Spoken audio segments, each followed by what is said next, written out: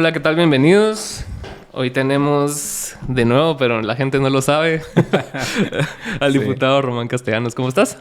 Bien, bien. Pues en medio de todo esto que estamos atravesando como país, como partido Semilla y nosotros como integrantes de Semilla particularmente, eh, las últimas noticias respecto a capturas como la de nuestra compañera Marcela y también a autoridades de la Universidad de San Carlos, a un decano, al profesor el Estuardo Vázquez y entre otras personas, ¿no? Sí, es como un contexto súper complejo, creo yo, en el país y que de alguna manera pone más crítico la situación en términos de hay como más intentos de profundizar aún ya con signos de dictadura y tiranía, ¿no?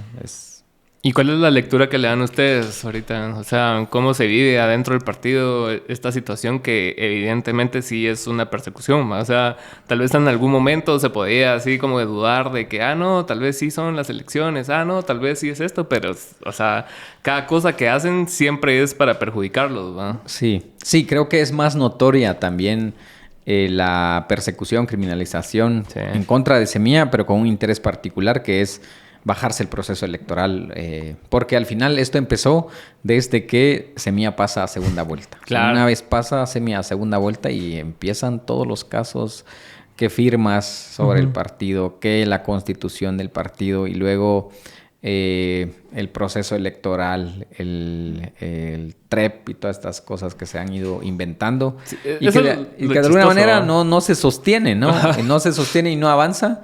Y como no avanzan, se sacan otras como el último, que es este caso de la USAC. El botín. Y se llama el botín político. Y lo curioso de esto es que el decano de Económicas realmente es el que es vicepresidenciable por el partido oficial, digamos. Sí, pues. Y ahí no hay tal mención de botín político. Y que supuestamente fue un botín todo esto. Pero bueno, en realidad son varios temas que aquí son preocupantes, ¿no? Uno es pues la clara expresión del intento autoritario y tiránico del Ministerio Público. Y por otro lado también son signos como que de desesperación. Al no avanzar otros casos empiezan a sacar más, ¿no? Y sin sustento necesariamente. Pues en Semilla creo que estamos muy conscientes que al final Semilla es un partido que nace criticando todo el sistema existente, ¿no? Cómo se administra el poder, los recursos del Estado, a quienes favorecen y cómo cada vez se olvida más de la gente del país, de los jóvenes, de los trabajadores, de los pequeños empresarios, los emprendedores en general. Entonces, sí, los que son el país. Pues, claro. Ajá, y conscientes de eso, pues sabíamos que pues llegar siempre iba a tener cierto grado de dificultad. No nos iban a recibir con los brazos abiertos porque ni que incomodamos de alguna manera a todos quienes se benefician de este modelo de política. Entonces sí, es como estamos preparados en todo caso, ¿no? Entonces, sin embargo, también creo que uno se sorprende de lo que son capaces de hacer con tal de mantener el poder. Ya hacen cosas que solo pasan, no sé yo, desde Nicaragua hasta Corea del Norte, por ejemplo. Es absurdo cuando estamos en una democracia. Entonces, nosotros finalmente estamos preparados para lo que venga. Creo que estamos conscientes de la gente nos dio una responsabilidad y nosotros también planteamos a la gente una propuesta, un proyecto de gobierno, un proyecto político y lo vamos a defender y sobre todo vamos a defender la libertad, la democracia y las posibilidades que tienen las personas para poder decidir por su futuro, que al final eso es la democracia. ¿Y cuál es la evaluación que tienen ustedes? Porque también tuve la oportunidad de hablar con Raúl aquí hace un par de semanas y he hablado con Javier de Tangente y cosas así y la mayoría de personas coinciden en como que si bien no se hizo un mal trabajo de estos 4 años, como que careció hasta cierto punto como una capacidad negociadora, ¿va? O sea, está bien decir así como que aquel es corrupto, aquel es corrupto, aquel es corrupto, pero también, no sé, o sea, se podría pulir un poco mejor, o sea, la capacidad de venir y sumar a más gente a su barco en lugar de estar como señalando, ¿va? Bueno, yo creo que son, digamos, roles distintos, ¿no? O sea, ahorita acaba de asumir el presidente en España, que es un modelo parlamentario, y hay quienes se quedan en la oposición. Sí. Hay elecciones en Argentina mañana y seguramente alguien va o la continuidad del gobierno o se pasan a la oposición. Entonces son como momentos y roles que tocan jugar a veces en la democracia. Lo que pasa que en Guatemala creo que no ha habido una expresión de oposición en los últimos gobiernos porque al final de alguna manera todos coluden. Y porque los intereses suelen ser otros, ¿no? Suele ser un poco más, bueno, a veces más perverso. Entonces se logran acuerdos y es tal esta homogeneidad entre los actores políticos tradicionales que al final están en el Congreso, están en el gobierno, están en las Cortes, pues hay una... Y lo mismo. Es lo mismo. Sí. Entonces el hecho que Semilla haga una oposición y cuestione algunas propuestas o algunas decisiones, de pronto es como novedoso, ¿no? Y eso puede que se vea que marque una distinción respecto a los demás. Pero de alguna manera también estamos en un momento en el que este modelo también está cuestionado, ¿no? Por todo lo que ve uno en el país. La gente migra más, sobre todo los jóvenes migran más. Claro. Hay menos empleo, hay menos oportunidades para los jóvenes, las mujeres, los trabajadores, incluso para emprender, ¿no? Para poder tener acceso a un crédito y montar un negocio, todo eso. Los servicios básicos, transporte público, agua, salud, por ejemplo, cada vez están en más deterioro. Pero creo que visibilizar y señalar estos problemas puede verse como muy antagonista y todo, y que creo que es un rol que uno juega desde la oposición. Digamos. Son parte de los contrapesos y también del contraste muchas veces de las decisiones de gobierno. Tiene que existir contrapesos. Tiene que existir y eso es la democracia. Ahora que nosotros vamos a ser un partido en gobierno, pues habrán oposición y serán respetados. Claro. Se les darán la palabra en el Congreso. No, o sea, creo que sí van a poder hablar, hay un respeto pues a las posiciones políticas. Sí, claro. Entonces, nosotros tenemos claro que son roles distintos y que de alguna manera también nos toca conversar con los diferentes sectores y actores. El presidente electo lo ha hecho desde donde él está como el equipo de transición. Hemos visto cómo se ha conversado tanto con el sector empresarial, con las autoridades indígenas, en el contexto de la actual coyuntura que estamos atravesando, y ha conversado con los diferentes sectores y a nosotros nos toca hacer lo mismo dentro del Congreso. Lo que tenemos que llamar, y esto creo que es lo virtuoso del momento en el que vivimos, es que todos tenemos que entender que el país está marcando un rumbo distinto y que le está diciendo un alto a ciertas prácticas políticas que no le parecen bien, que le parecen injustas y además que está planteando un nuevo rumbo o salir de todo este pantano que estamos atravesando y que todos nos sumemos a esa visión. Claro. Entonces, una vez todos nos sumamos a esa visión, podemos caminar juntos hacia emprender acciones legislativas, leyes o desde el gobierno los programas y las políticas que corresponden. Entonces, una cosa es jugar un rol desde la oposición y otra es desde el oficialismo o desde el gobierno. Es que ya cambia, ¿no? Claro. Entonces, en uno de pronto toca antagonizar un poco más y contrastar más, y en el otro, pues, conversar con todos los sectores y los actores, partidos, organizaciones sociales, actores gremiales, empresariales y todo, y eso también nos toca hacer nosotros y estamos haciéndolo de alguna manera. Claro. Es que sí, mencionaste un par de cosas curiosas ahí que me gustaron, lo del pantano. Porque qué difícil, o sea, atravesar un pantano mientras lo estás viviendo en presente, ¿va? O sea, porque realmente ahorita te sentís acechado, te sentís acosado, te sentís así como en la oscuridad, ¿va? Y viendo así como que la fecha límite, así el 14, y decís vos, puta madre, ¿y vamos a llegar o no vamos a llegar? O sea, sí existe esa duda todavía porque, ¿sabes? No tanto porque sepas que tengan las credenciales y todo, sino que sabes que cualquier jugada puede salir, pues. O sea, esto que acaba de salir de la USAC y después pueden sacar otra cosa así de cuando Román tenía 15 años dijo tal cosa, ¿va? Eso es lo que va a ir pasando, no lo dudamos, sí. Sí, ¿va? Sí. Bueno, primero que nada, nosotros hemos dicho que constitucionalmente no hay ninguna razón para que el presidente electo o todas las autoridades electos, alcaldes, diputados, presidente y vicepresidente, lleguen al 14 de enero. No hay ninguna razón. Visto desde una óptica de lo que establecen las leyes del país o la Constitución. Y además hay toda una legitimidad dada, que es la legitimidad que emana de las urnas, de la voluntad del pueblo que se expresa en las elecciones, y están ahí los dos, quizás, los dos elementos fundamentales para que le dan poder público a una autoridad, y está ya dado y cumplido todos los procedimientos. Claro. Y además el Tribunal Supremo Electoral ya ha oficializado los resultados y ya. Entonces no vemos ninguna razón, ningún indicio que pueda evitar esto. Ahora bien, sí es cierto que hay un pequeño grupo de golpistas que están utilizando todos los mecanismos a su alcance, ilegales en su mayoría, ilegítimos, espurios, inmorales, sobre todo, sí, para tratar de estropear todo esto.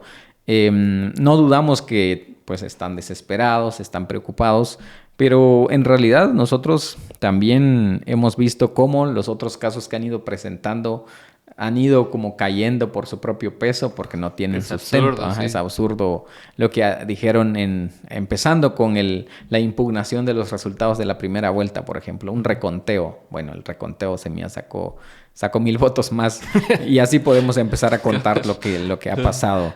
De hecho, Conde tenía de más. Sí, o sea, estas cosas uno dice, bueno, y ahora este último con lo de la USAC, sí, que no tiene ni pies ni cabeza. Entonces vemos casos como estos no tienen por qué obstaculizar el cumplimiento de la voluntad del pueblo en una democracia liberal. Creo que sí. Eso. Y vos cuando mencionabas también acerca de las deficiencias del sistema de salud, de todo lo que sabemos, ¿no? Uh-huh. Y ayer vi un tweet de un Net Center hablando acerca de Marcela Blanco, que por culpa de ella no se dieron como 1,000 títulos. O sea, qué cara dura, ¿me entiendes? O sea, estás viendo cómo están las cosas de que no hay acceso a la educación, no hay acceso a la salud. Sí. O sea, ahorita mi mamá salió del IX después de estar una semana encerrados. O sea, pasó de miércoles a prácticamente martes sin saber cuándo la iban a operar. ¿Va? Sí, pues, solo te ingresan y después ahí miremos cuándo te operan, ¿va? Y el doctor pudo esta fecha, pues dale, va. Y si no, seguir esperando. Y si no, seguís esperando. Hay mara que va ahí 2-3 semanas. Sí. Entonces... Y los que tienen IX, imagínate los que no tienen acceso a seguros. Y se amarra un cachito más con lo de los bloqueos, que la gente indignada porque habían bloqueos y todo el día están dispuestos a hacer 3-4 horas de tráfico. Y sobre todo en la capital, man. O sea, la capital todos están dormidos. Sí. Todos quieren solo existir, ¿va? Sí. Sí, yo veo, digamos que estos que descalifican la defensa de la democracia, que se ha dado en varios niveles, ¿no? Creo que la primera vuelta fue clave en la defensa de la democracia, que es que la gente, y aquí hay que reconocer en buena medida, la gente en la ciudad o en la región metropolitana salió a votar diferente, ¿no? Votó por un partido que no venía de los partidos tradicionales, que habían hecho casi que un diseño político e institucionalidad para la continuidad. Claro. O sea, armaron todo, bloquearon candidatos y se robaron todos los recursos públicos que pudieron para la campaña y para que de las urnas saliera el resultado que ellos querían. Uh-huh. Pero la gente dijo, no, esto va por aquí. Claro. Sí. Y fue especialmente la gente de la ciudad, de la región metropolitana y algunas otras ciudades del resto del país. Creo que fue clave eso. Y luego el segundo momento, que creo que es cuando ya salen las comunidades indígenas, especialmente las autoridades indígenas, también a defender la democracia, ya en el sentido de proteger los resultados que salieron de las urnas. Y creen que es algo que surgió ahorita, hoy. O sea, esto es el descontento de las autoridades indígenas viene hace 3 años o más. Porque si lo vemos en el contexto electoral, el bloqueo de candidaturas, pues incluso se inaugura con Semilla en el 2019. Es cierto, con Telma. Sí. Pero el proceso electoral no empieza en marzo, sino que es mucho antes, cuando varios partidos, varios candidatos fueron bloqueados en su inscripción, o un partido que se lo bajaron prácticamente. ¿Cuál fue ese? El de Pineda, digamos, sí, para no inscribirlo. Entonces hubieron varios momentos que mostraban que lo que querían realmente era como que en las urnas saliera algo para continuar con lo mismo. Claro. Pero fue la gente, pues sobre todo jóvenes, fueron claves también para eso, y decir, no, vamos a detener como esta destrucción de la democracia votando por un partido como Semilla. Esto creo que fue clave.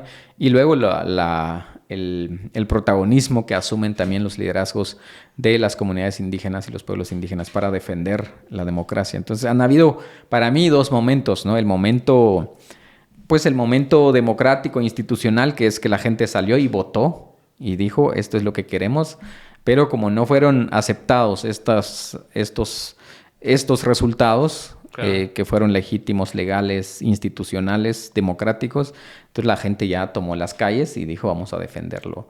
Y el otro momento también que podría ser es como este momento de la ciudad, de los centros urbanos, que defiende la democracia en las urnas, pero también luego el momento más del campo donde salen las comunidades indígenas a defender. Entonces, creo que han habido momentos en los que de alguna u otra manera diferentes actores y sectores convergen en la defensa de la democracia. Es que sí está bien difícil, porque lo curioso es que se quieren votar la primera vuelta y no mencionan nada de la segunda, que fue así como el 7-1 sí. Brasil. Así sí, que... sí. No, y eso es otro, ¿no? Y se quedaron callados un buen tiempo. Yo me acuerdo de la cronología de eso, que bueno, ganó Bernardo como 60-40, yo no me acuerdo cuánto. Sí, sí. Y nadie dijo nada, incluso, ¿cómo se llama? Mulet dijo, bueno, gracias, muchacha, que no sé qué, Suri también. Y hasta que Roberto González dijo, muchacha, a mí me hicieron fraude, y todos dijeron, sí, ahí por está. Aquí nos podemos ir. Ajá. Sí, en realidad creo que primero no se lo esperaban, ¿no? Claro. O sea, no... Es que el país está cambiando. Creo que de unos 10 años para acá hay una nueva generación y además con más conexión con el mundo, con las nuevas tecnologías, con más interacción, comunicación. Se rompe además los medios tradicionales de comunicación y hay una comunicación más cercana. Hay algún cambio cultural y aún, digamos, una evolución en la cultura política de los guatemaltecos y guatemaltecas. Y eso hace que de las urnas salgan otras cosas que no sean lo que tradicionalmente esperan los partidos tradicionales, digamos. Claro. Entonces creo que en lugar de atacar todo eso y amedrentarlo y tratar de intimidar todas las aspiraciones de cambio que quiere la gente, es como entenderlo y empezar, bueno, el país está cambiando, el mundo está cambiando y empecemos nosotros a caminar hacia eso. Eso es lo que deberían de decir las élites políticas en el país, pero no lo entienden, ¿no? Y lo que hacen es empezar a amedrentar, a intimidar, a bloquear. Pero creo que por suerte tampoco es que sean todos, porque sigue siendo una minoría que ahora representan el Ministerio Público, que trata como en una embestida en contra de la democracia y el cambio que aspira la gente en Guatemala. Es que sí está curioso eso que mencionas, porque también fue una de mis lecturas al terminar el proceso electoral, es que la mayoría de personas de los demás partidos, porque tuve la oportunidad de entrevistar a Mulet y hacía un montón de gente, y la lectura era de que solo usaban las redes sociales como medio para amplificar publicidad, más no llevaban un mensaje. Sí, pues, sí. Era lo mismo ver a Mulet en la tele que ver a Mulet en TikTok. O sea, yo les voy a dar 300,000 tablets a todo. Y lo decía aquí, lo decía aquí, lo decía acá. Pero ustedes creo que entendieron más el uso de las redes sociales porque son más jóvenes aparte, ¿verdad? Y están como más en contacto con lo que sí está sucediendo para entregar un mensaje que sí tenía un poco más de peso, ¿verdad? Vos decías, escucho a Samuel, escucho a Román, y ellos están diciendo cosas distintas, no están bailando, ¿verdad? Sí. Entonces creo que solo se usó TikTok como forma de ser influencer e inflar números con dinero, porque eso es lo que hacían, ¿verdad? O sea, tenían alguien con cuentas en México que les daban dinero. Sí, claro. Nosotros, digamos que entendimos también que no era lo mismo nivel de interacción en tus cuentas que aceptación, ¿no? O apoyo, digamos, porque puedes generar interacción a través de net centers, pero que eso no necesariamente se traduce después en apoyo, en votos, digamos. Sí, lo miras en Pineda. Pineda no tiene el mismo alcance ahorita que antes. Pues. Por ejemplo, ¿no? Y además, justamente eso, cómo usas las redes sociales, digamos, o cómo lo está usando la nueva generación, ¿no? Es como más personal, más... qué sé yo, más simple, más real, además, más real. Creo que eso es...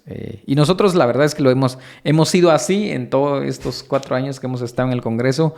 No es que salimos de la nada a diseñar una campaña electoral y decir, bueno, esto es lo que vamos a hacer. No, creo que seguimos siendo lo que siempre hemos sido.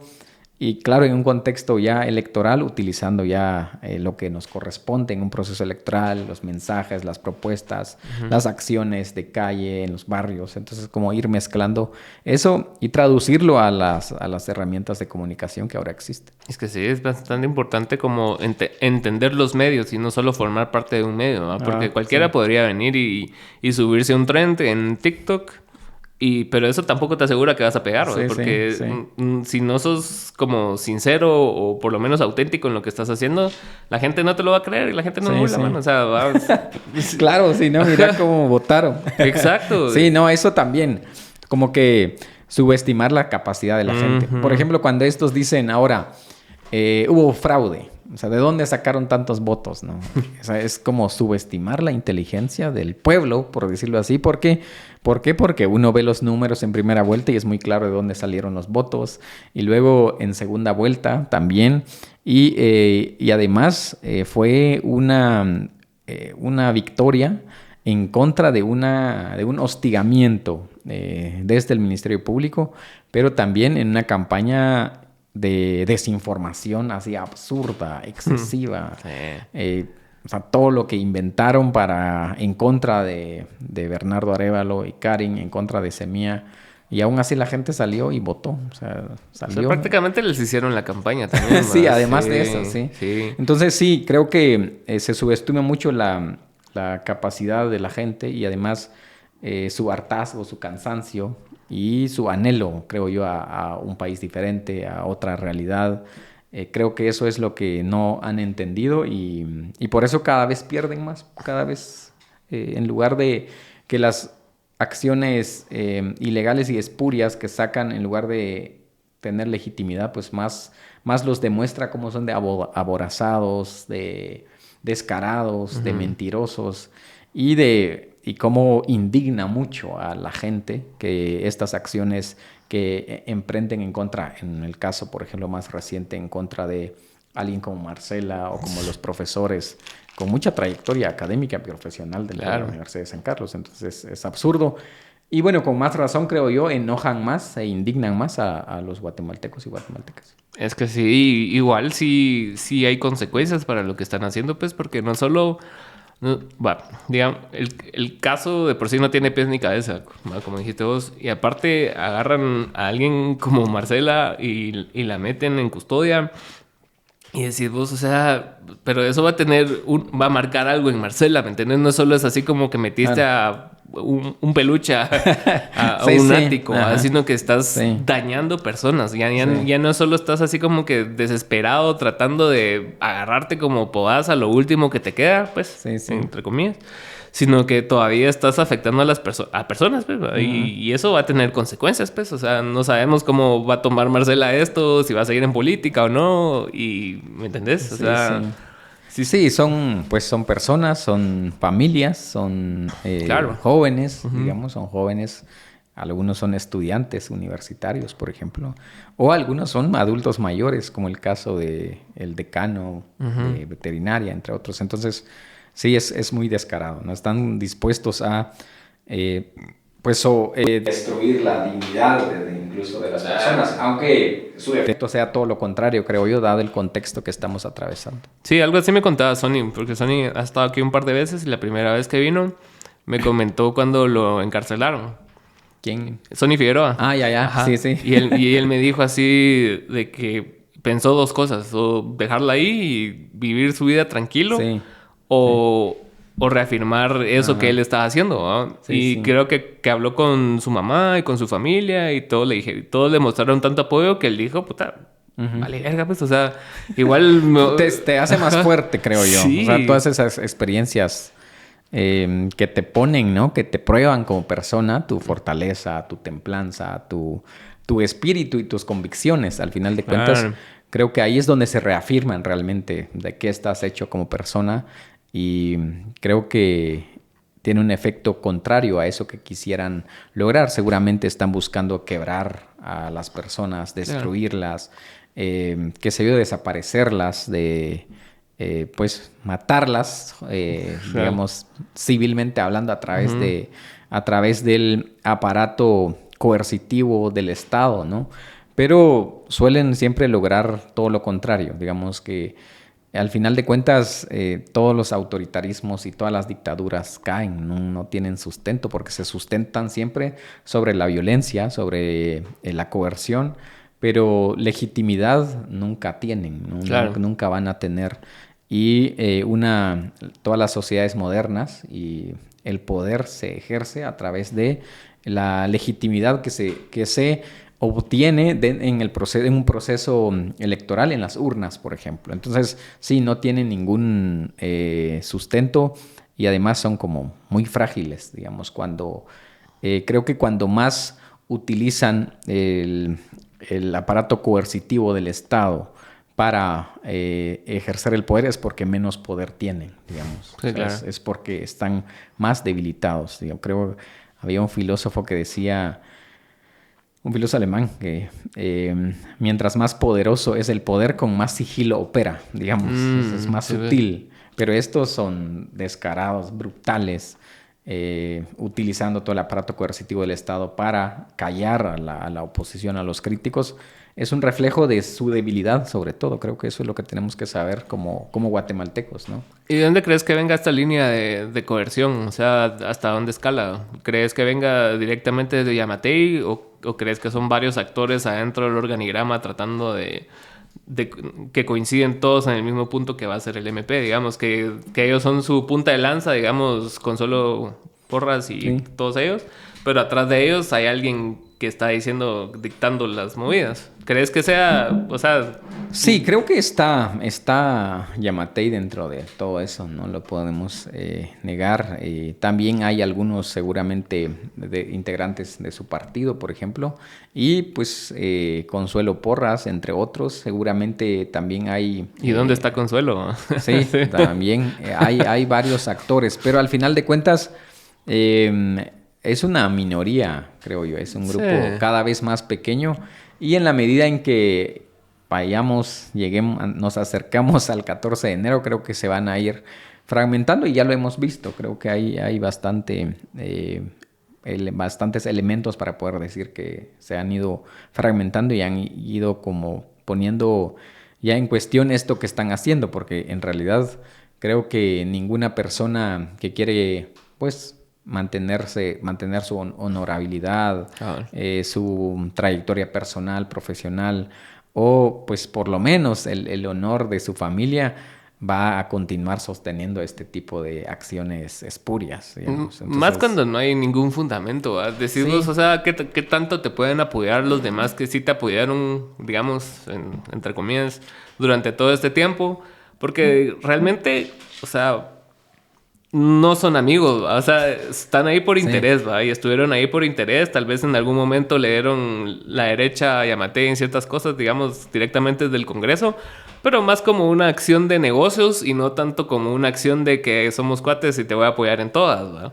Sí, muchos de hecho lo hacen por presión, También. por coacción, ¿no? Que es lo que hemos dicho.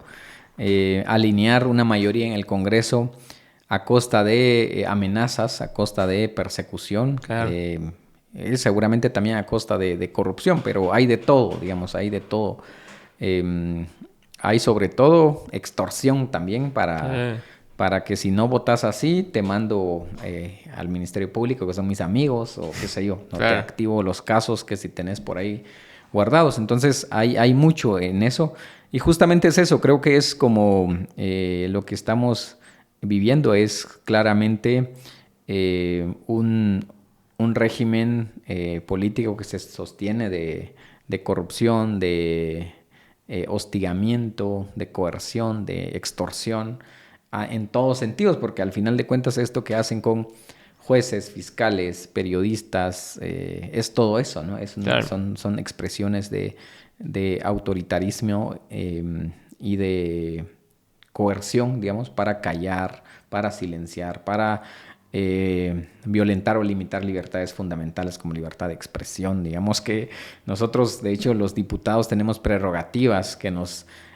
permiten constitucionalmente poder decir lo que querramos y no tener consecuencias, justamente porque cuando uno ostenta un cargo de representación como el de diputado, pues pueden cabalmente perseguirlo por sus opiniones, ¿no? Claro. Y dado que para proteger este cargo de representación, entonces se le da la protección a un representante para que tenga libertad de expresarse y que sus opiniones no tengan consecuencias, digamos, legales necesariamente. Okay. Y aún así, o sea, presentan casos como esto lo dijo en un tuit y ya, vamos, hay que perseguirlo. Sí, es absurdo, la verdad. ¿Cuál crees que puede ser un buen punto de equilibrio? Porque yo siento que ahorita hay una como sobrecorrección por cierto trabajo que hizo la CICIG, o sea, de venir y acusar y poner en evidencia a muchos personajes que no estaban acostumbrados a estar en evidencia. Y ahorita estamos viendo el otro lado del espectro donde ya están usando como, no la misma metodología porque no lo es, pero como en esencia como el mismo show, digamos, ¿va? Así como que de primero enseñar al que está siendo acusado y después comprobar si de verdad está haciendo lo que está haciendo, ¿va? Entonces, ¿cuál crees que sea un buen punto de equilibrio entre un lado y el otro? Bueno, yo creo que primero el fortalecimiento de las instituciones democráticas, ¿no? De justicia, la independencia de poderes, que los jueces y fiscales pues actúen conforme a la legislación con la mayor objetividad e imparcialidad posible y que no sea, digamos, a partir de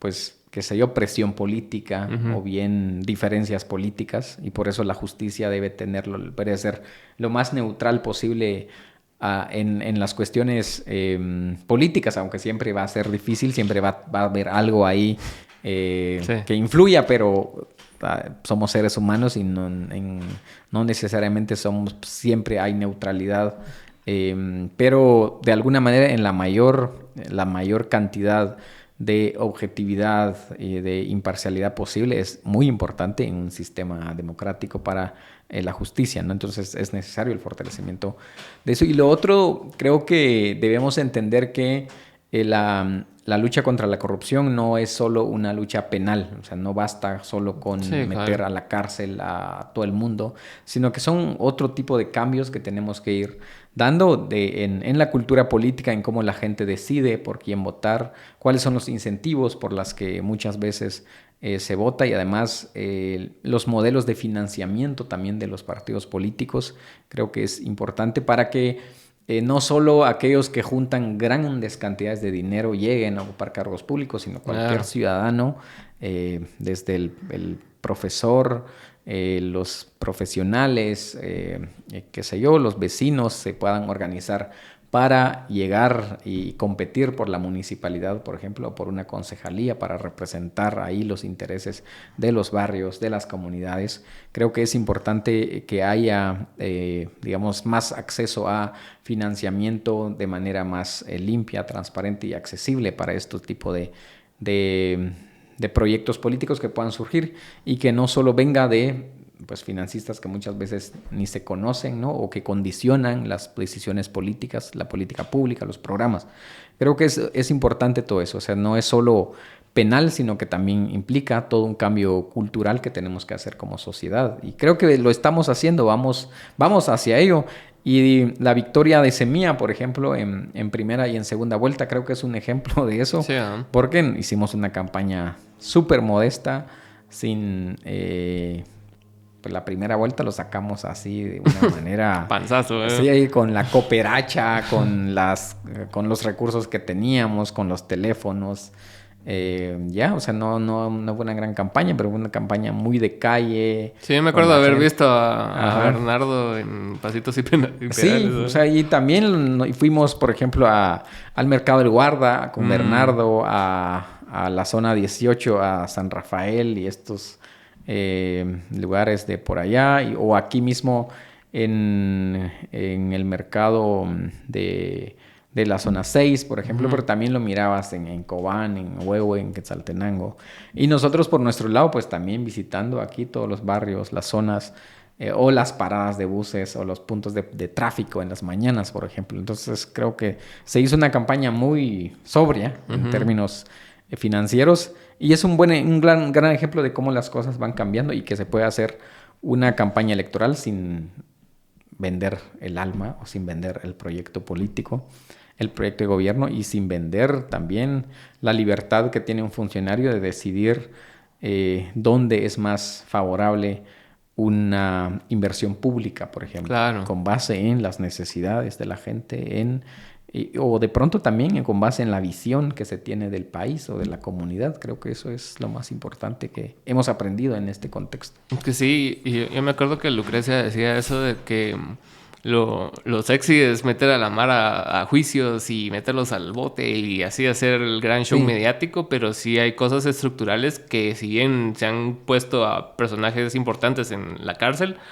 no ha pasado así desde 2015, ¿te acuerdas? Que, o sea, que sí, que gran show, que metieron a estos presos, pero ¿qué pasó? Solo se fortaleció más. Sí, creo que eso es sí, justamente eso creo que es lo que tenemos que aprender como sociedad, digamos, es que muchos de los cambios que tenemos que ir haciendo son tanto cambios legales, institucionales, administrativos, también son cambios culturales, digamos, en nuestra cultura política, democrática. Creo que eso es lo más importante, y no solo meter a la cárcel a Raimundo y medio mundo, porque luego también, o sea, en un sistema de justicia tan,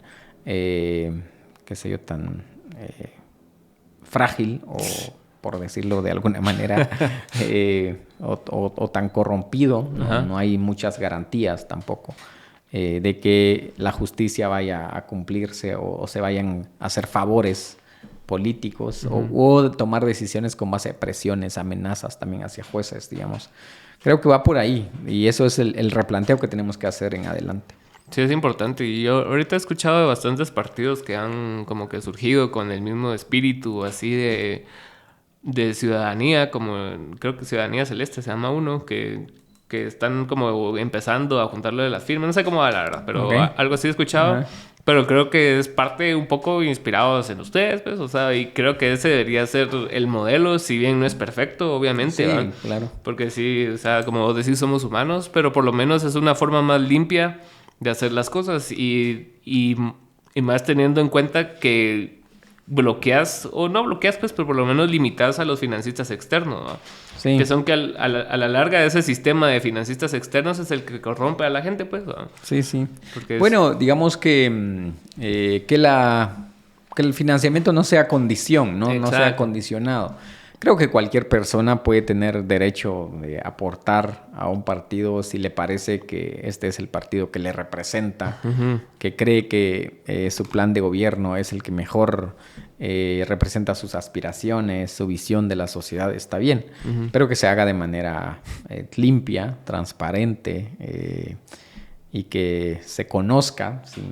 Lo que ha pasado es que no sabemos, digamos, que quién financia a quién, y lo que se sabe no necesariamente es todo, ¿no? O sea, ahí pudimos ver, digamos, mucho capacismo también, partidos como la UNE, por ejemplo, que reporta una cantidad al Tribunal Supremo Electoral, pero uno ve su campaña a nivel nacional y me dice, ¿será que esto fue todo? O sea, esos datos, digamos, no lo tenemos. Entonces hay que fortalecer toda la institucionalidad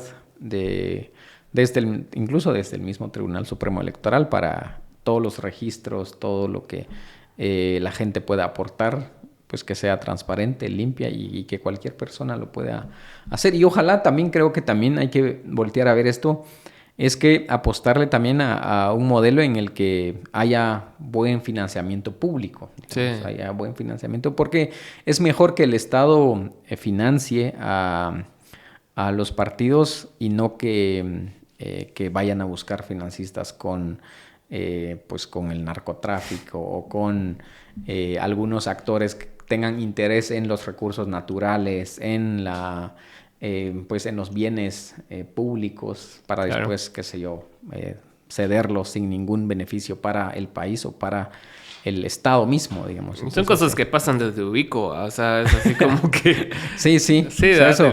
date la finca y dame cierta cantidad y 100 Ajá. años ahí metidos en una finca. ¿No? Justamente porque existen estas experiencias y estas realidades es que debemos como que cerrar todas las brechas institucionales para que se repita y se vuelva un patrón o se vuelva la normalidad, digamos. Creo que en la medida en que vayamos mejorando todo esto, pues vamos a modernizar más el país, vamos a ser más democráticos y creo que vamos a vivir en mayor libertad, digamos, como personas, como personas individuales, pero también como país, como colectividad.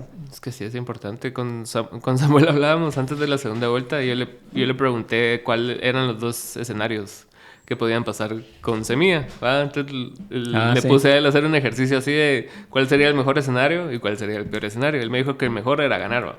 Ah. Va, obviamente, ¿va? Pero eso fue cuando Antes de la segunda vuelta. antes de la Ajá. segunda. Y me dijo que lo mejor era ganar y después que lo peor que podía pasar era que perdieran y que tuvieran la persecución, que despersonalizaran el partido. Igual ganaron y les pasó todo Sí, eso. sí. Entonces, ¿qué pasa ahí con lo que están haciendo de quererlos dejar sin partido? O sea, ¿crees que sí va a ser viable o crees que simplemente es una jugarreta más así? Bueno, no dudamos que hay mucho interés aquí de algún grupo minoritario y cada vez, creo yo, débil. más débil de quererse bajar el proceso electoral de la primera segunda vuelta y respetar la voluntad popular de no darle posesión al presidente y vicepresidente electos y a los diputados de Semilla. O sea, sin duda hay actores con interés en eso. Pero en realidad lo que también vemos es que estas acciones que emprenden son pues espurias, ridículas y que no se sostienen bajo ninguna circunstancia. Entonces, por eso creemos que no hay margen para que eso pueda pasar y que pues hay personas con ese interés, no lo dudamos, pero que también no hay, digamos, desde la normativa eso es imposible que pase, ¿no? O sea, no hay sustento para eso. Así que no vemos que se llegue a dar, digamos. Sí, porque eso sí, o sea, digamos en el escenario que sí puedan quitarle la personalidad jurídica al partido, eso sí los debilitaría bastante, ¿no? Bueno, tiene efectos, digamos. Justamente por eso creo que entre el golpe, que nosotros llamamos golpe a la democracia o golpe de Estado, hay varias acciones que se han emprendido, ¿no? Primero, deslegitimar el proceso electoral de primera y segunda vuelta, criminalizar a los electos, digamos, Claro. y de alguna manera también eliminar el partido Semilla y por otro lado también violentar, perseguir, hostigar a todas las personas que salen en defensa de la democracia, digamos, que desde periodistas, activistas, medios de comunicación, autoridades indígenas. Entonces están todos estos cursos de acción. A pesar de que, por ejemplo, donde lo podemos ver más claro es cuando salió Curruchiche, minutos antes de que el Tribunal Supremo Electoral oficializara los resultados, a decir que se suspende la personalidad jurídica de Semilla, por lo tanto no pueden tomar posesión los electos. Y uno dice, pero eso no está en la ley electoral. Y entonces agarró la ley de delincuencia organizada y la de lavado de dinero para decir eso, cuando la ley electoral es muy claro, hasta el inciso es tan corto y lo dice claramente que no se pueden suspender partidos políticos en un proceso electoral. Y eso era real, es textual. Y aún así salió diciendo que no pueden. Se suspende la personalidad jurídica y no pueden tomar posesión o sea, no pueden quedar electos, ¿no? Porque en ese momento ya era la segunda vuelta. Pero lo que uno ve es que la Corte de Constitucionalidad le dice, no, o sea, eso no se puede hacer prácticamente. O sea, no se puede suspender un partido. Hay una forma que Sí, se pueda. o sea, Sí. no se puede hacer eso.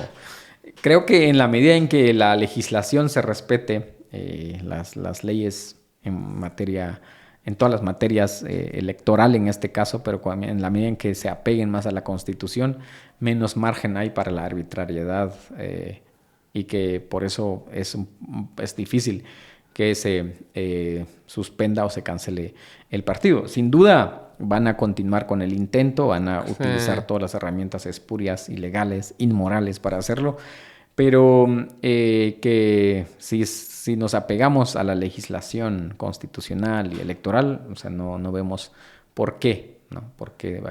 Ahora, ¿qué efectos podría tener eventualmente eso? Pues justamente es lo que quieren, ¿no? Que un gobierno esté debilitado, que los diputados o la bancada de diputados en el Congreso, que son en este caso, pues pertenecen al partido de gobierno, no puedan estar en las comisiones, no puedan presidir las comisiones de trabajo que les corresponden, no puedan eventualmente estar en junta directiva, digamos.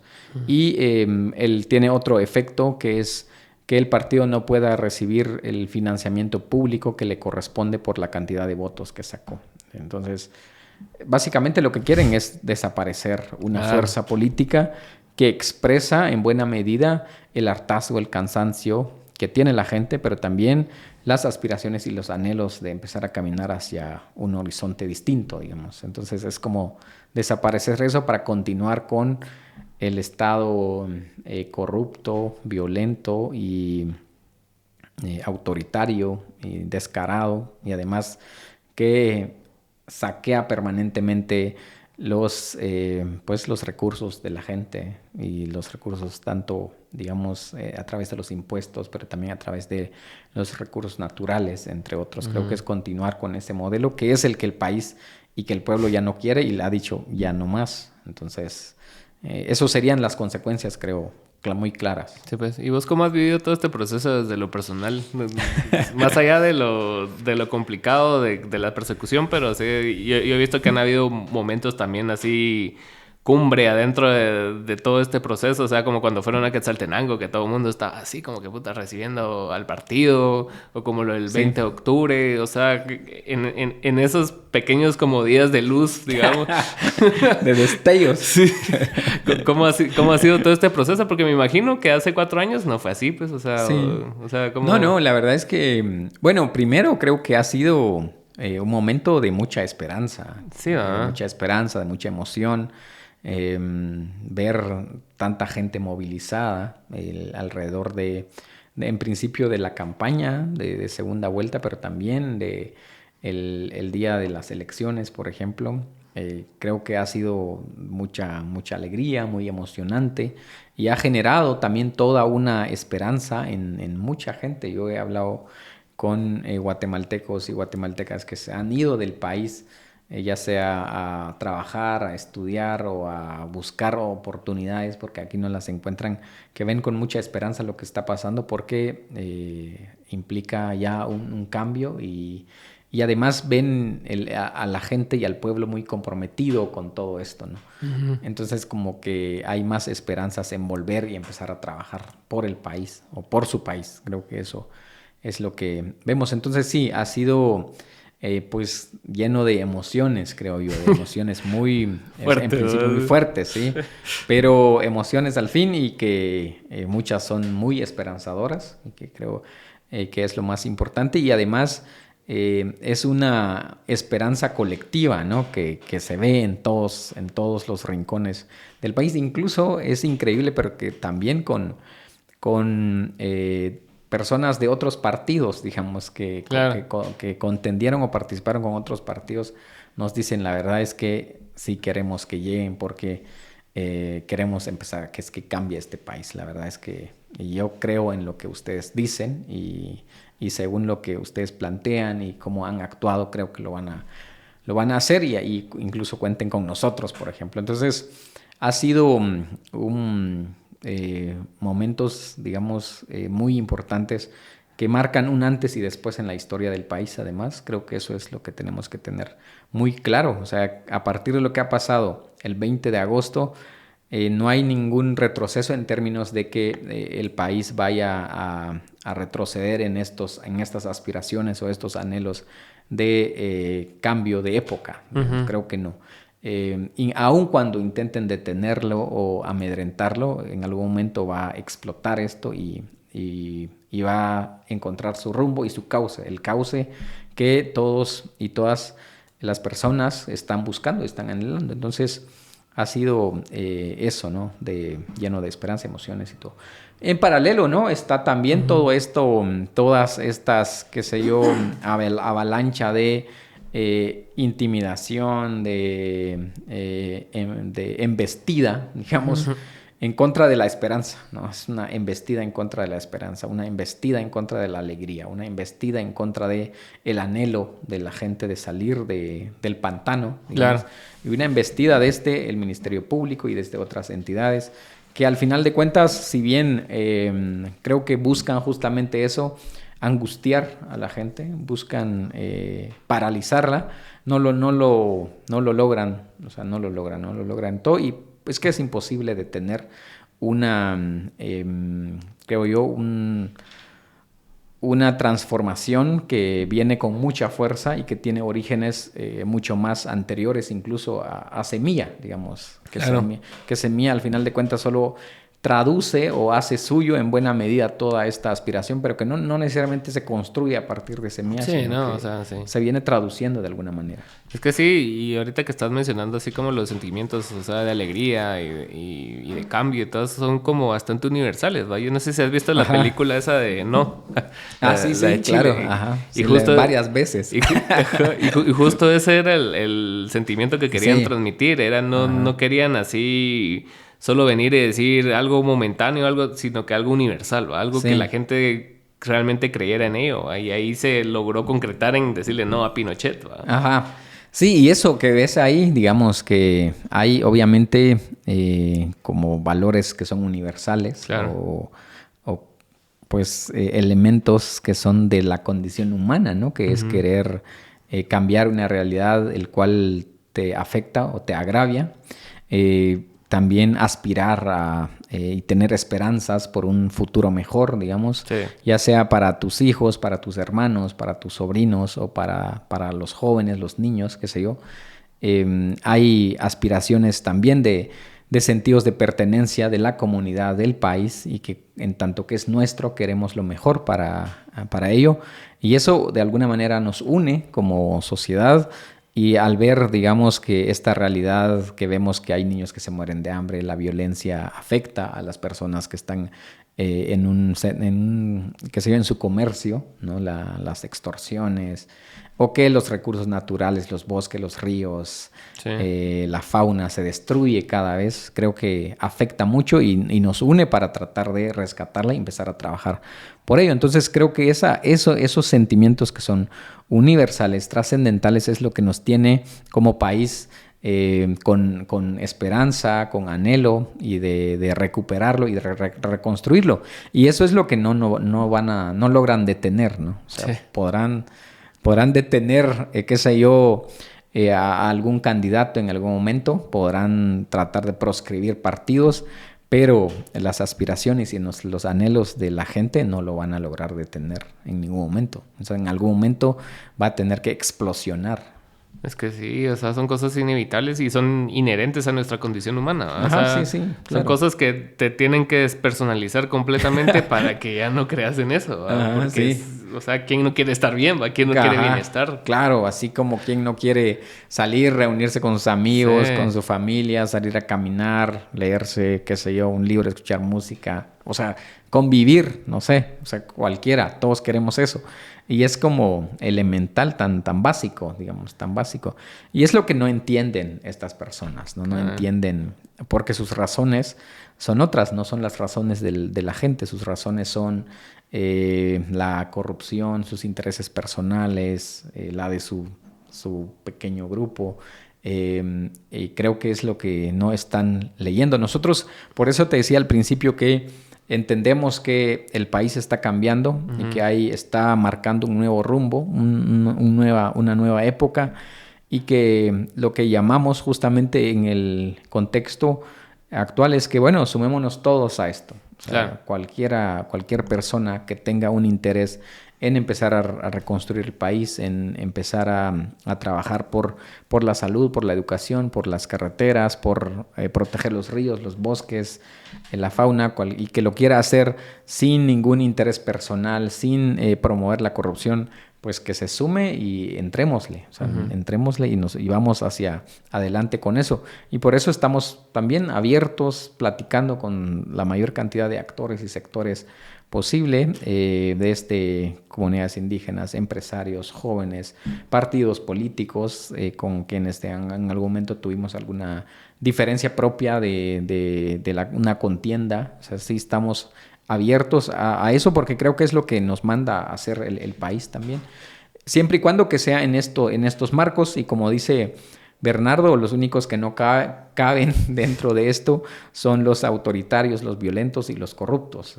Porque eso no es el país, no es el pueblo. No. Son un pequeño grupo de actores con sus propios intereses y sus propios miedos, en tanto que la mayoría de personas estamos en otro sentido, en otra lógica, creo yo. Es que sí hay como ciertos paralelismos también ahorita que estás mencionando eso de con países como Nicaragua, como El Salvador, que es así, que cayeron en regímenes autoritarios ya, pues, pero por lo menos la salvedad que yo le hago a Bukele es que quitó un gran problema dentro de la sociedad, y la gente creo que está dispuesta a dar su libertad hasta cierto punto por ese problema grande que tenían. Porque si ves, yo la mayoría de comentarios que recibo, sobre todo en TikTok, es de un podcast que grabamos con Lucrecia, ¿va?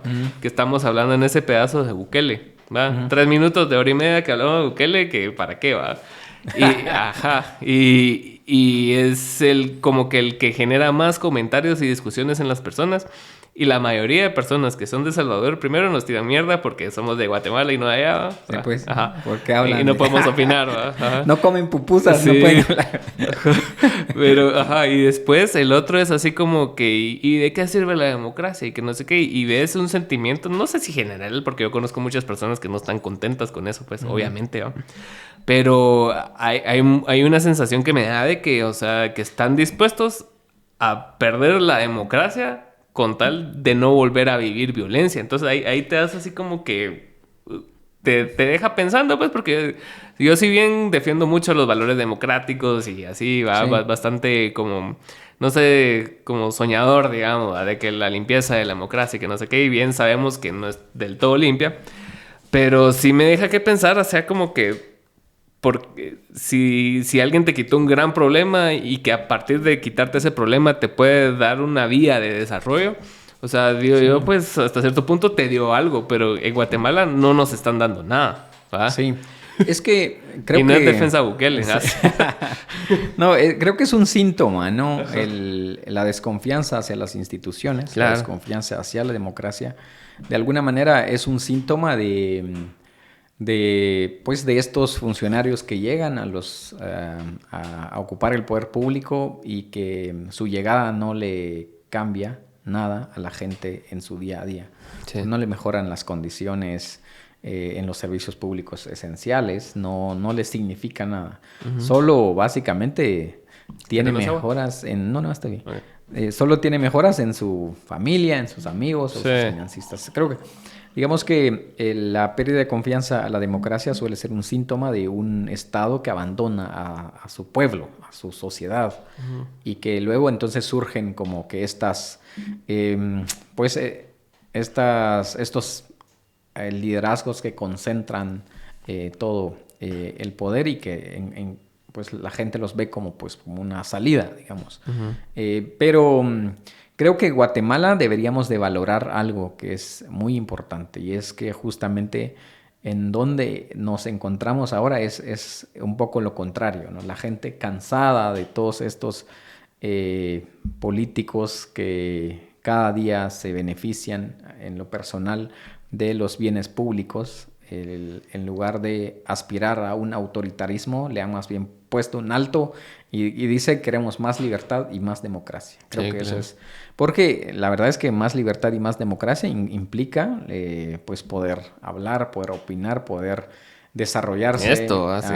Claro, poder desarrollarte plenamente desde tu condición como persona individual, como persona, como familia o como miembro de una colectividad o de una comunidad y donde puedas pensar, hablar libremente. Creo que eso es lo más importante y además poder pues decidir tu futuro con base en tus propias posibilidades. Pero claro, creo que y nosotros le hemos dicho es que también es cierto que no hay democracia sin justicia social, ¿no? O sea, porque no todas las personas tienen los medios, los recursos, por muchas razones.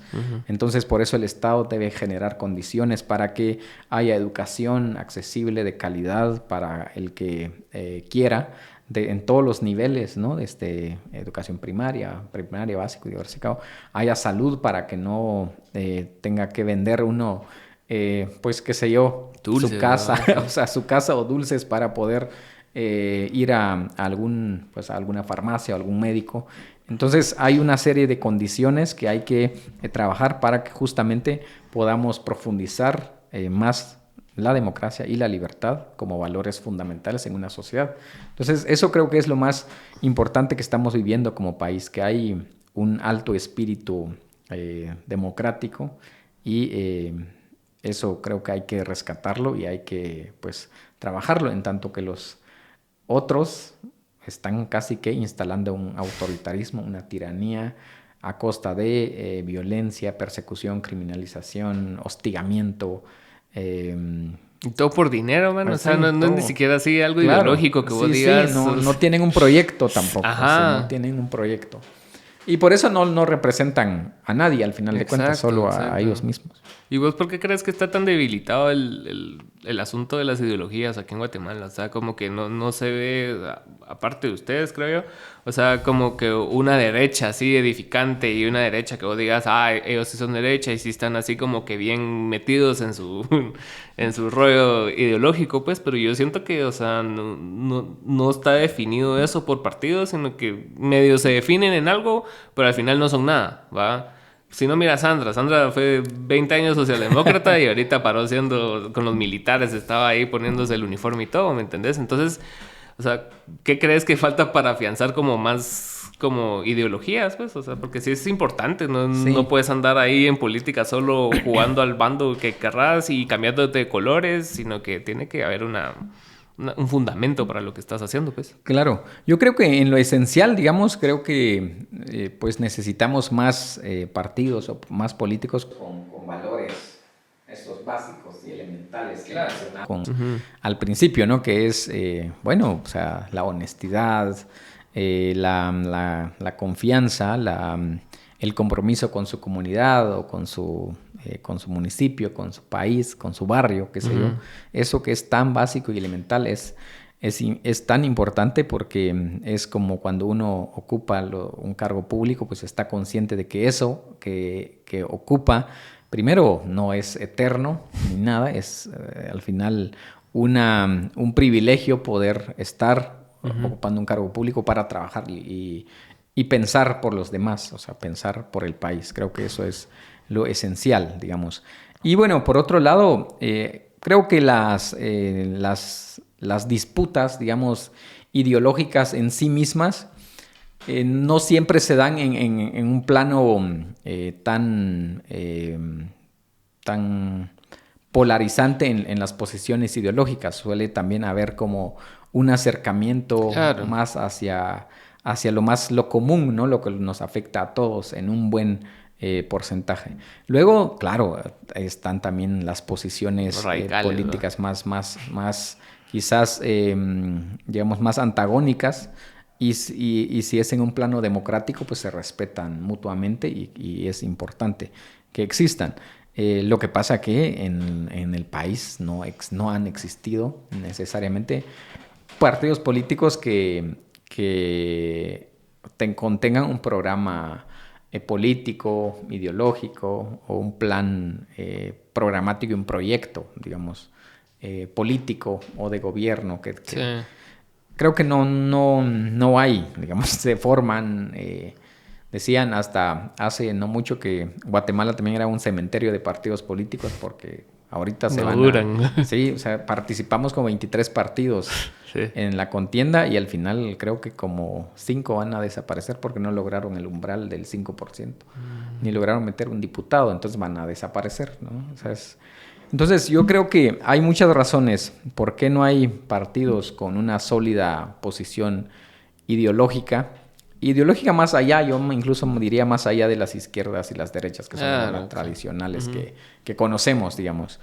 Creo que los que se han involucrado en la política han olvidado muchos valores esenciales y fundamentales en las personas, porque se ha corrompido mucho el acceso al poder público, ¿no? Y luego, cuando se corrompe el acceso al poder público, también los objetivos que se tienen para ejercer gobierno cambian totalmente. ¿Qué es esa cultura que tenemos aquí de ser el vivo, de colarte? Ya no responder a la gente o a lo que prometiste. Creo que eso es lo que tenemos que empezar a trabajar. Y yo, la verdad, tampoco es que los partidos como el de Yamatei, tampoco lo veo como un partido que represente a una derecha, por ejemplo. En realidad, lo que suelen hacer que creo que se alinean más a quien tiene el poder. Si eventualmente el que tiene el poder es un partido, va a ser un partido de izquierdas, ahí estarían, creo yo.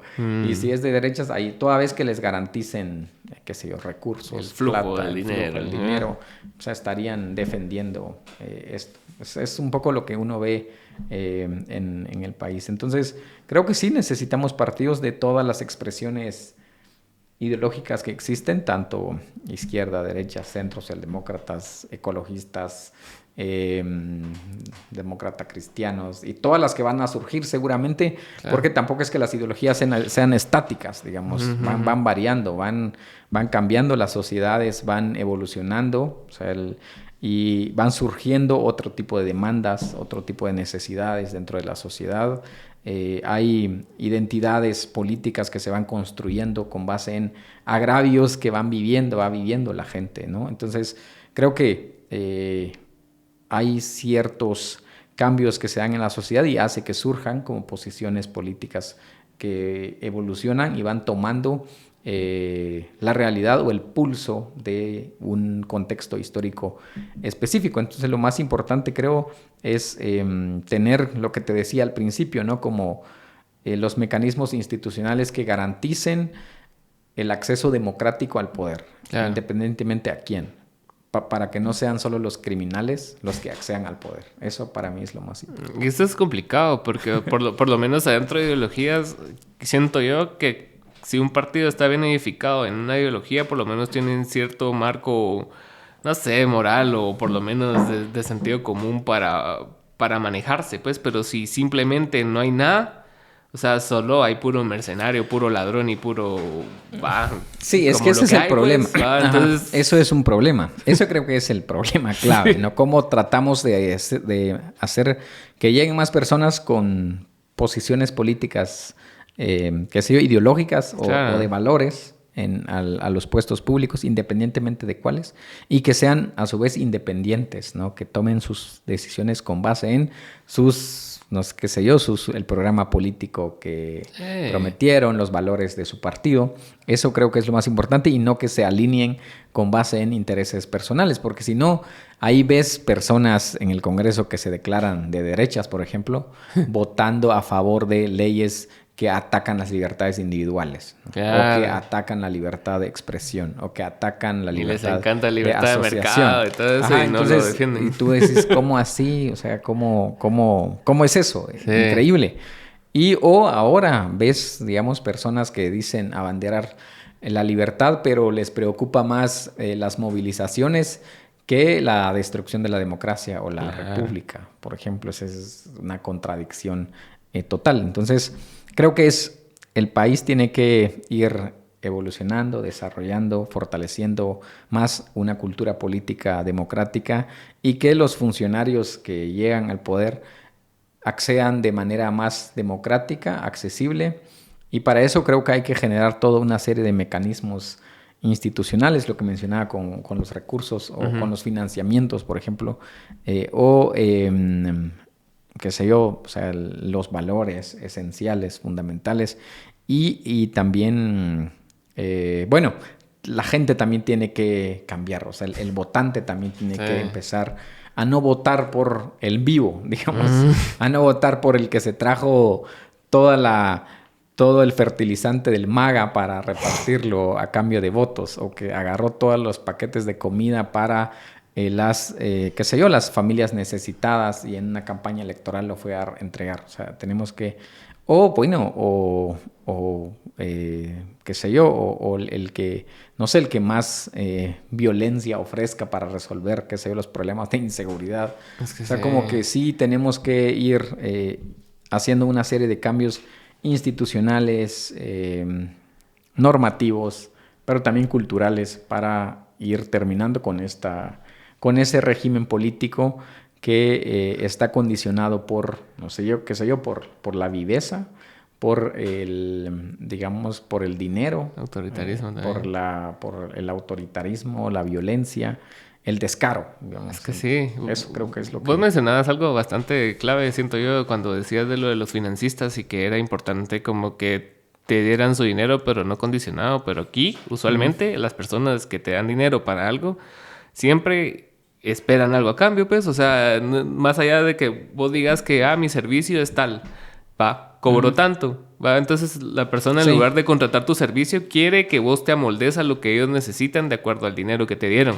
Y eso no es así, pues. O sea, ponete, si un músico dice que toca X cantidad de rolas, esas son las rolas que va a tocar ese día. No tenés que pedirle Selena, ¿me entendés? Ajá, más, o sea... Qué triste, va. Sí, pasa. Es no pedir Selena, entonces. Pero estás viendo cómo es el proyecto, ves cómo funciona y pedís cosas que no van acorde al proyecto que te están ofreciendo. Y crees que puedes decir algo solo porque estás pagando. Y sí, pero en otro contexto, ¿me entendés? Sí. O sea, sí, yo creo que lo que vimos en Semilla justamente es ese cambio, ¿no? Cualitativo en cuanto al financiamiento. O sea, nosotros pues recibimos financiamientos de personas que daban desde 5 quetzales hasta 20 quetzales o 100 quetzales, que fue la mayoría, digamos, o hasta 4 quetzales, digamos, personas así que decían esto es lo que tengo y yo creo en este proyecto y aquí va mi aporte. claro. Es eso, o sea, la gente lo está haciendo porque dice yo sí quiero que esta gente llegue y me representan y aquí va algo y ya. Y eso creo que es quizás lo mejor que ha pasado en este contexto, digamos. Y ojalá de aquí en adelante también marquemos una pauta en el que no es el dinero el que determina el resultado de las elecciones, sino también son los compromisos, las convicciones, la propuesta y los deseos, las aspiraciones y los anhelos que tienen los votantes, digamos. Creo que eso es lo que podríamos esperar que marca un cambio de aquí en adelante. A mí eso es lo que más me gustaría para que los partidos no dependan del dinero, ¿no? O sea, no dependan del dinero y que la gente, o sea, mucha gente que vota tampoco espere algo a cambio del voto, digamos. Sí. O sea, es como de doble vía, o sea, somos los que hacemos la política partidaria, pero también los que ejercen la ciudadanía, digamos, porque al final todos la estamos ejerciendo, pero los que votan es como una acción conjunta, creo yo, que es lo que tenemos que ir cambiando. ¿Y vos cómo viste? Porque creo que esta vez pasó algo que no había pasado antes, o por lo menos yo no me había dado cuenta, de que surgieron bastantes como creadores de contenido, como Siempre y todo ese tipo, que se volvieron actores importantes adentro de la política. ¿Cómo viste ese crecimiento de esas personas que sin ningún interés, porque realmente ninguno está generando dinero, de los que yo conozco por lo menos, lograron como que concienciar a la población, pues? O sea, ¿cuál es tu...? Sí, es lo que te decía sobre como que la democratización de la comunicación. La democratización de los medios de comunicación, ¿no? O de los canales de comunicación, digamos. Ahorita están las redes sociales y hay gente que agarra su teléfono y te hace un mejor contenido que el que se sienta a ver tu abuela en la sala, por ejemplo. Sí. O sea, y ya hasta es más atractivo. Y creo que eso es lo que determinó en buena medida este resultado del proceso electoral. Y lo que está está determinando también el curso y el cambio que está llevando al país, porque ahora ves generadores de contenido desarmando los planes del MP o los casos del MP, así, entre risa y risa, desarmando los casos que son espurios, que no tienen sustento y que son ridículos. Entonces, todo eso, ¿no? Lo que pasó en el proceso electoral, lo que está pasando ahora, y el rol que juegan los creadores de contenido, pero es más en términos del acceso a los medios digitales de comunicación, que creo que es lo importante. Jugaron un rol muy determinante para orientar a las personas hacia cómo votar, por qué votar, cuáles son, en todo caso, visibilizar propuestas políticas que de repente, por falta de acceso a recursos, no estaban presentes en la discusión pública, pero que estaban presentes en TikTok o en Instagram. Claro. Ya. Creo que para mí es importante este papel que juegan de los dos lados, ¿no? Porque también luego veías gente desinformando. Sí. Habían quienes andaban desinformando. Pero lo que llama la atención es que no necesariamente pegaba esa desinformación. Sí, no, o sea, también insultan mucho la capacidad de las personas. Exacto. O sea, creo que es más... Son cambios culturales, creo yo. Sí, evolución. Sí, creo que ha habido en el país un fuerte... podría decir, una fuerte ciudadanización. Sí, buena... qué gran término. Sí, o sea, que en los últimos 10 años, digamos, y que la gente está atenta a lo que deciden las autoridades, a qué hacen, cómo lo hacen. Y bueno, y nosotros hemos pasado por varios procesos, ¿no? Las manifestaciones del 2015, todo el conflicto alrededor de CICIG, las decisiones que se tomaron y la gestión de la pandemia, creo que también reveló mucho la capacidad que tienen los líderes políticos para tomar decisiones por los afectados, por la gente, ¿no? Yo tengo un cuento. La capacidad para resolver los problemas. Digamos, nosotros vimos cómo se gestionó la vacuna, los programas para apoyar a las empresas o a los trabajadores. Fue pésimo y eso lo vivimos todos y todas de alguna manera. Tengo un cuate que cada año le recuerdan en su post que hizo en Facebook de que gracias a Dios tenemos un presidente doctor. Envejeció re mal eso. Sí. A ver, esto está bueno para sticker. Sí, y cada año sale porque alguien le comenta, así como que alguna mulada. Pero sí tienes razón. Eso evidenció mucho como las verdaderas intenciones que traía este gobierno. Y le cayó en el primer año. O sea, no les dio chance de nada. Cayó el primer año y se evidenció así lo de la alfombra, etcétera, lo de la compra de medicamentos. Ahí es donde ves, ¿no? ¿Cuál es pues, de qué están hechos los líderes políticos, digamos, en los momentos más crudos, ¿no? O sea, no solo el país venía atravesando una serie de situaciones, pues, difíciles desde el 2015 y luego nos cae una pandemia y ya, o sea, 2015, CICIG, salida de CICIG, expulsión. Y eso, el proceso electoral también fue bastante, qué sé yo, pues cuestionado el anterior 2019 porque también se bloqueó alguna candidatura. Salieron resultados inesperados también, como, bueno, Semilla llega con 7 diputados, Telma Cabrera entonces obtiene un mejor resultado, visibiliza a otros actores políticos y luego cae la pandemia, donde pone a prueba la capacidad del Estado para atender la emergencia, resolver, por ejemplo, el apoyo a los trabajadores, el apoyo a las empresas para que no quebraran y tuvieran liquidez para hacer pagos, o las asistencias alimentarias o alimenticias para que las familias estuvieran en su casa en los estados de emergencia, ¿no? Y que pudieran quedarse y no salir a buscar, pues, comida o salir a comprar. No llegaron a tiempo, digamos. Y después llegaron, pero para la campaña electoral seguramente. O lo de la vacunación, que había que gestionar de una manera efectiva la vacunación en un contexto de desinformación. Y de crisis sanitaria. Y vemos qué hace el gobierno se mete un negocio turbio alrededor de la vacuna y la gente muriéndose o perdiendo su empleo o las empresas cerrando.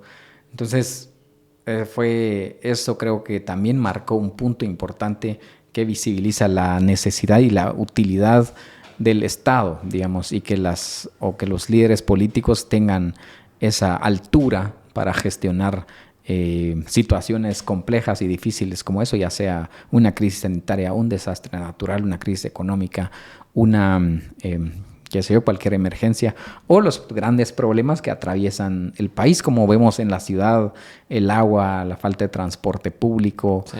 O sea, una municipalidad que lleva 40 años y no te resuelve. Sí. O sea, y ni lo va a resolver. Sí, o sea, este tipo de cosas creo que la gente fue viendo eso, fue tomando conciencia de la importancia que tienen los funcionarios públicos. Nosotros creo que por primera vez en el Congreso amanecíamos aprobando iniciativas de emergencia y habían miles de personas conectadas en la transmisión del Congreso. Creo que eso no había pasado antes de la pandemia. Sí, claro. Y se visibilizó eso, como las maneras en cómo se fueron aprobando los estados de calamidad y cómo los estados de la calamidad, en lugar de utilizar para atender el problema o la crisis sanitaria, las utilizaron porque el estado de calamidad te permite hacer compras directas. Entonces vamos a aprovechar para comprar el tractor, digamos así.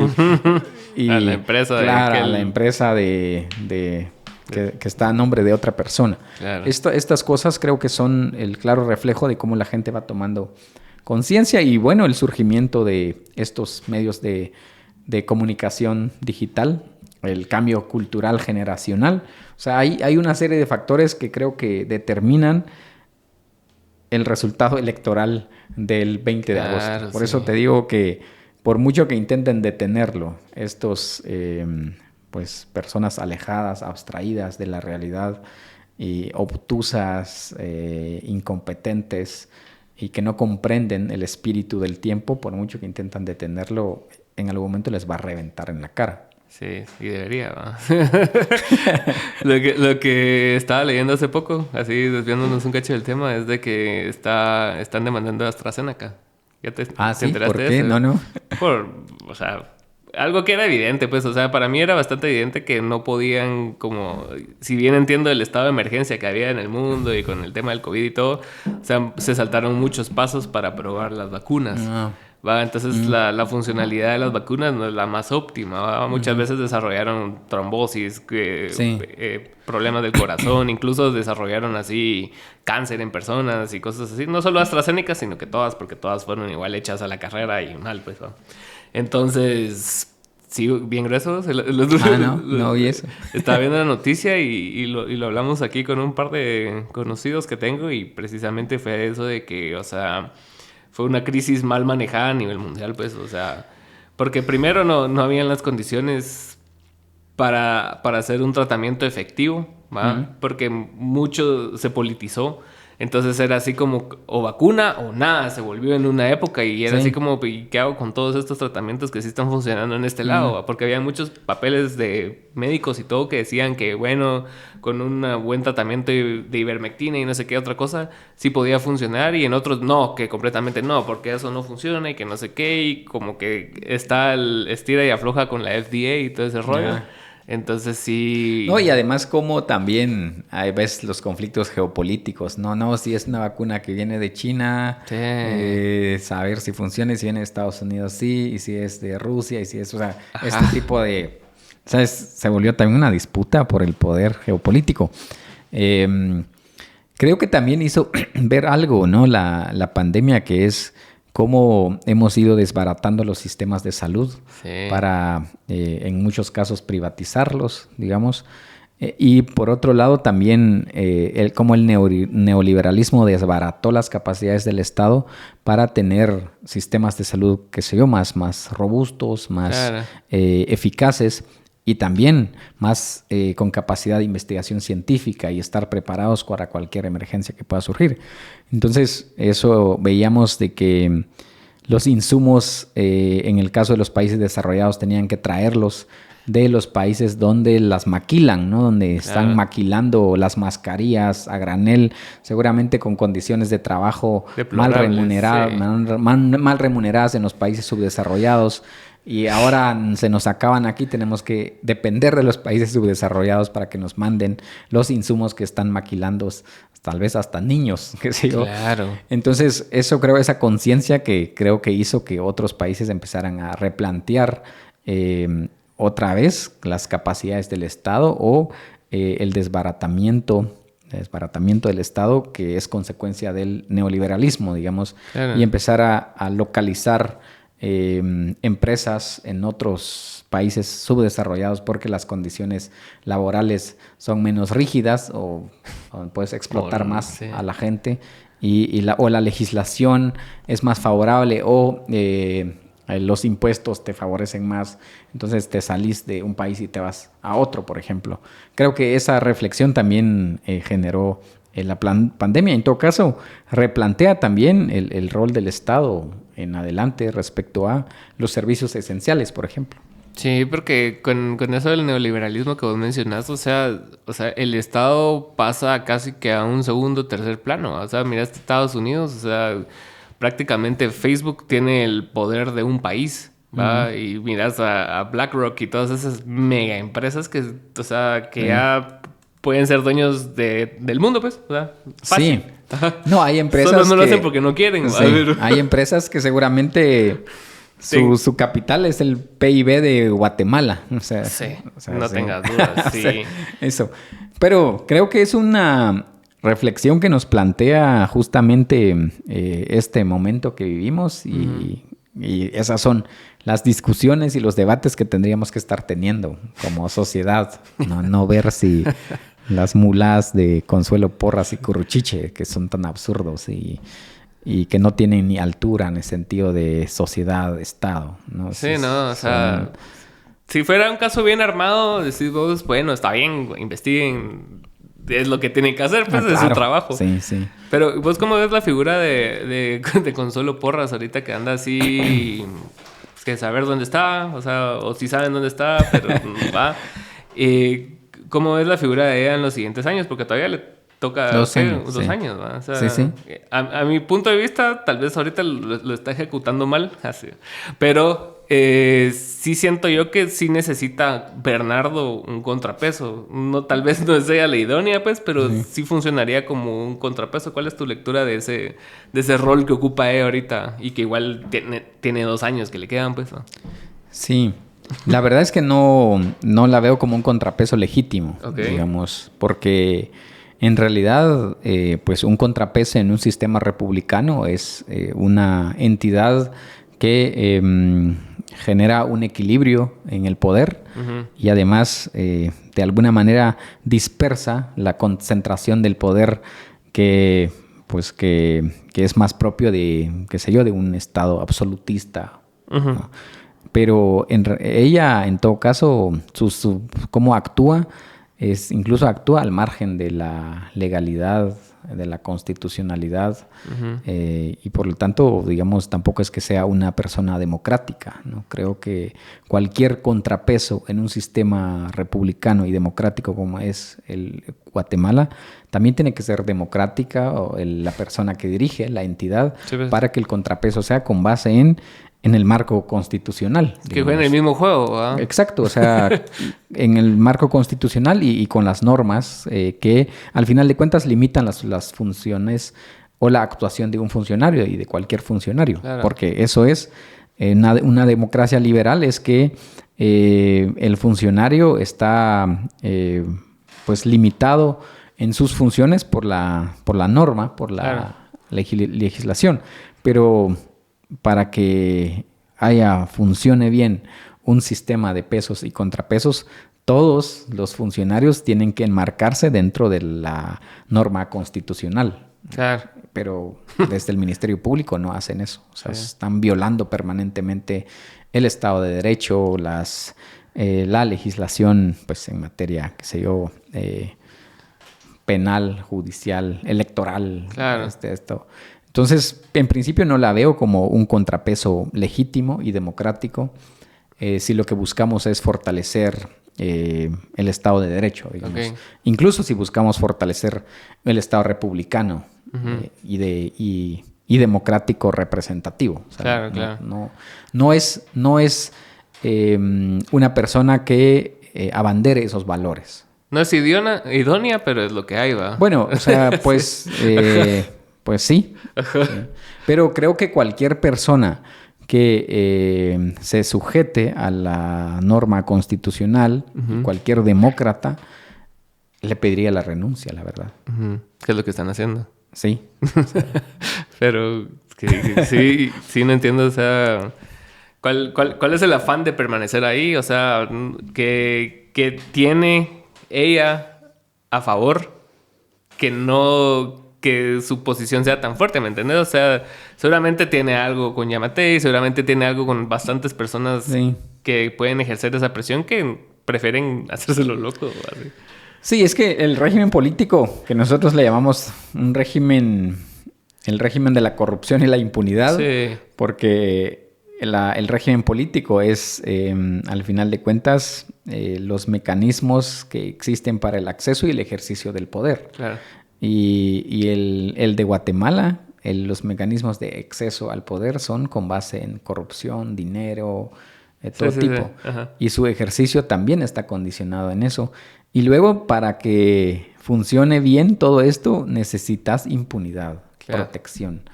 Entonces, capturas el sistema de justicia porque te permite, pues, hacerse loco mientras haces tus mañosadas y tus fechorías, digamos. Entonces, es como conviven mutuamente. O sea, corrupción más impunidad tienen que ir de la mano porque si... O sea, o van de la mano así como tal cual lo plantean, porque si no, están permanentemente perseguidos por la justicia. Entonces, sí creo que necesitamos realmente como una auténtica separación de poderes y que haya respeto mutuo y que la acción de cada uno sea con base en... la Constitución y las normas. Claro, es que si están jugando, vos estás jugando parchís y el otro ajedrez, está pisado, por ejemplo. Sí, la vez pasada hablábamos también de tu incursión en la actuación, que como se quedó olvidado, quisiera que profundizaras otra vez. A ver, bueno, primero yo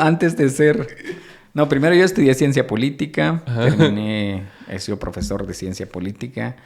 Empecé haciendo política desde estudiante, pues, en la universidad, incluso antes, en la secundaria. Yo estudié en una escuela normal, entonces fui parte de un movimiento estudiantil de escuelas normales. Y luego en ciencia política estuve en asociación de estudiantes y luego representante ante el consejo directivo. Y así es como llego a Semilla, un poco colaborando, digamos. Y termino en la junta directiva provisional, armamos un partido y termino de diputado, un poco sin buscarlo, porque mi plan era irme del país a estudiar, quería hacer un doctorado. Y en ese contexto estábamos en el 2018 cuando me hablan para hacer un papel en una película de Jairo Bustamante, que es Temblores. La verdad que gran debut, man. O sea, por el director y la película. Sí, claro. Y qué buenas películas ha hecho Jairo. Por ejemplo, hay que invertir más en el cine y en la cultura, por ejemplo. Entonces, y termino ahí y cabalmente, creo que te conté, ¿sabes? Que fui a la... ¿cómo se llama? Audición. A la audición y después me llama... Bueno, se llama igual que vos, Alan. Me llama y me dice... Estás dentro, pero te tengo que contar que hay una escena en pelota. yo, o sea, todavía no era candidato ni nada, pero bueno, ya estábamos como en el camino. Y lo repensé. Fue así como... ¿Y lo han usado alguna vez en tu contra, no? No. ¿Todavía no? En realidad... Úsenlo. En realidad es como bastante... Al final, como no soy principal ni nada, es muy secundario. Entonces, sí. Y de hecho eso me dijo él también. Fue así como... Mira, no sos actor principal, así que no te van a enfocar ni nada. Seguramente va a pasar desapercibido. Y creo que así pasó al final. Algunos que sí me conocen, que son amigos, lo han visto y y me han contado, pero fue... es como un paso, nada más, por suerte. Y después de carrera política, ¿te gustaría incursionar en algo así más artístico o no? Bueno, a mí me gusta el cine. Sí. El cine, tal vez no como actor, digamos. Es como que tu arte favorito, ¿no? El cine me gusta, soy un aficionado del cine, de películas. Claro. O sea, estoy permanentemente viendo películas, a veces leyendo sobre películas, sobre cine. Y estoy suscrito a plataformas así, para ver películas. Estoy como muy al tanto, ¿no? Sí, me pues. gusta. ¿Cuál fue la última película que viste? Acabo de ver... Bueno, vi ya la que salió de Martin Scorsese. Ah, está Los buena. Asesinos de la Luna, sí. Sí, muy buena. Sí, creo que fui el primero, porque estaba al tanto de... Pero ahora vi a un director alemán con una actriz alemana que se llama Nina Hoss. Ok. Y él, Christian Petrols, algo así. Okay. Una película que se llama Bárbara. Ah, ok. Que se desarrolla en el contexto de la RDA, la República Democrática Alemana. Entonces, una película que más o menos creo que refleja el contexto político del momento. Uh-huh. Muy, muy bonita, la verdad. Me gusta mucho me gustó mucho la película, la fotografía, creo que toda la trama buena. La vi en Movie. Esa fue la última, creo que la última que vi. Movie tiene buenas películas, ¿verdad? Sí, y sí. Es así como que bien independiente el rollo, ¿verdad? Sí. Pues no es como más cine de arte europeo, mucho. Hay latinoamericano. Y algunas de Hollywood, digamos, las que eventualmente pasaron por Cannes o por algún festival, pues. o algún Oscar. O alguno de los directores quizás independientes gringos, digamos, que pasan. Yo creo que ahí vi una película que se llama After Sunlight o Afterlight, algo así. After Sun. Ajá, sí. Que es del papá y que es la historia de ellos dos y que no pasa nada hasta el final decís vos, ¡ah, la verga! Sí. Sí, es trágico. Sí, que dura película vos. Y realmente es como que no pasa nada en la película según vos y después ya al final que te dan el contexto de todo vos decís, sí, el cuate estaba atravesando un momento difícil. Y esa de Scorsese, me acuerdo yo que la vi en el cine también y es una época de la historia que me hace sentir bien incómodo. ¿Sí? Porque todo era tan impune, ¿va? O sea, sí. ¿cuánta gente no mataron ahí? Y solo era así como, se suicidó. Y el disparo aquí atrás, ¿no? No, por eso loco, la importancia de que se respeten las leyes y hayan instituciones fuertes. Sí, hombre, sí. Sí, no es mucha arbitrariedad. Y además cómo hacen que la gente se enferme o le inducen al alcoholismo para que muera y quedarse con su herencia. Sí. Es terrible. Y es una gran película, la verdad. Gran personaje ese de De Niro. Sí, y además tarda 3 horas y media, creo. Sí, es larguísimo, pero no se siente. Pero también creo que Scorsese tiene esto que en esa película particularmente, esas fotografías que eventualmente lanza, como marca un corte, digamos. Como que refresca visualmente el asunto. Sí, como tira como fotografías históricas y con la música de fondo. Sí. Y eso. Y luego el cierre. Mejor no hablemos porque vamos a... Va a spoilear sí, todo. Pero el cierre me parece... estas mezclas que hacen que no se sienta tan larga la película. Eso es cierto, sí. Aunque yo la verdad es que creo que estoy preparado para ver películas largas. Así. Sí. Yo creo que últimamente estoy más dispuesto a escuchar podcasts largos que películas largas, ¿sabes? Bueno. Ajá, no sé por qué. O sea, te puedo escuchar un podcast de 5 horas. Ajá. ¿Sí?